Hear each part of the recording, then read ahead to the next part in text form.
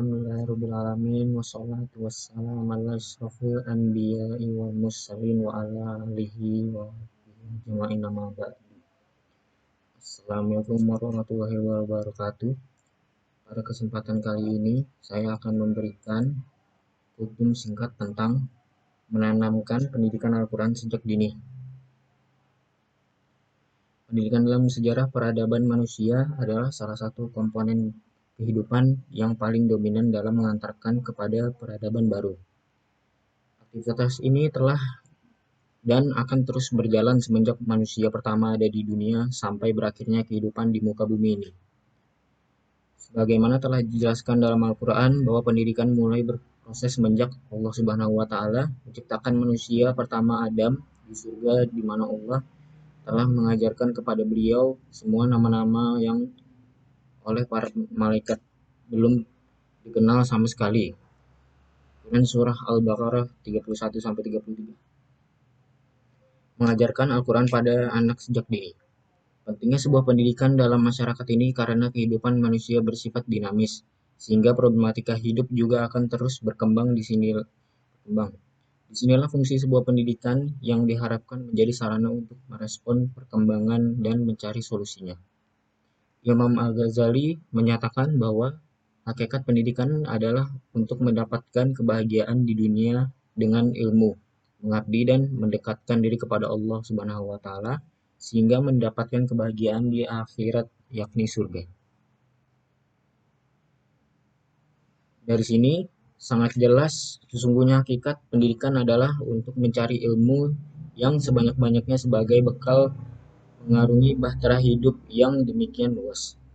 Oleh karenanya dalam Islam ilmu pengetahuan dapat perhatian serius mengingat perannya yang sangat penting bagi kehidupan manusia sehingga berhukum wajib bagi siapa saja untuk mendapatkan ilmu pengetahuan, kemudian mengapresiasikannya dalam kehidupan real.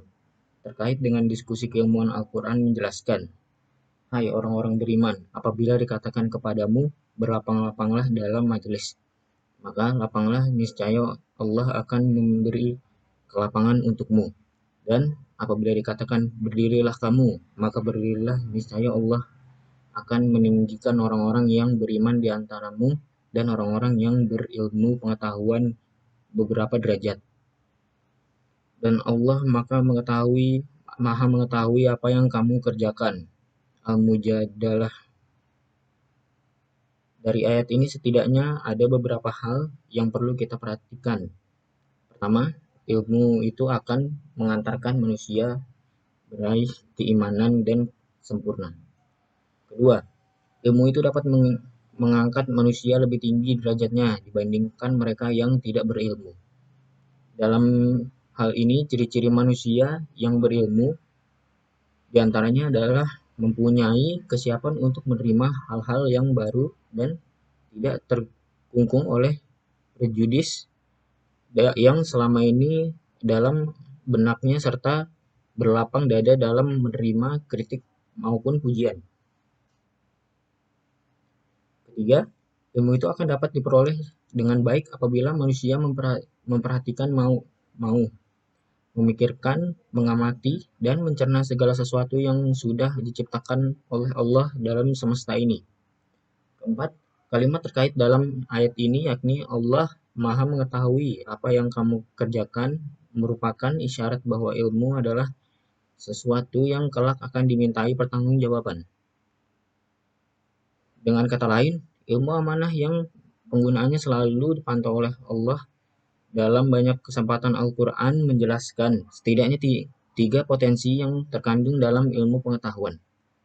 Pertama, potensi untuk mengetahui dan membuka cakrawala baru. Ia memiliki kemampuan untuk mengungkap hakikat sesuatu yang semula masih misteri atau tidak diketahui menjadi sesuatu yang rasional ilmiah. Kedua, potensi untuk mengalahkan, menundukkan dan menaklukkan pihak lain. Pihak lain di sini bisa berarti manusia atau entitas lain di luar subjek. Disinilah sepatah knowledge is power, menemukan momentum dan titik kebenarannya. Beberapa potensi ini akan memberikan manfaat yang luar biasa demi sebuah perubahan peradaban manusia yang lebih maju. Pendidikan merupakan proses untuk mencetak manusia beriman dan bertakwa kepada Tuhan Yang Maha Esa, berakhlak mulia, sehat, berilmu, cakap, kreatif, mandiri, dan bertanggung jawab sempurna yang diorientasikan untuk terbentuknya individu yang memahami realitas diri dan realitas masyarakat sekitarnya, sehingga tercipta sebuah perubahan yang signifikan dalam hidupnya. Proses inilah yang akan melahirkan manusia berkualitas beriman dan bermoral.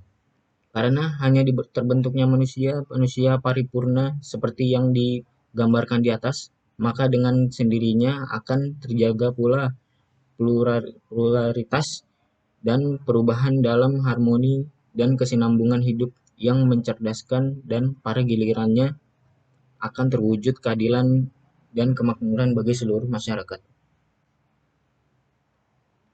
Hasil yang diharapkan dari pendidikan di dalam Islam tidak hanya bertujuan untuk membanggakan kemampuan konseptual pada diri pribadi seorang muslim menjadi ilmuwan dan pekerja profesional, akan tetapi juga bertujuan untuk membentuk karakter dan pribadi muslim yang tangguh dengan watak budi pekerti yang luhur. Jika poin demikian secara istiqomah kita resapi dan jalani, maka mewujudkan manusia yang bertakwa, cerdas, terampil, dan berbudi luhur dan mencerminkan sikap yang agamis, bukan hanya mimpin dan isapin jempol.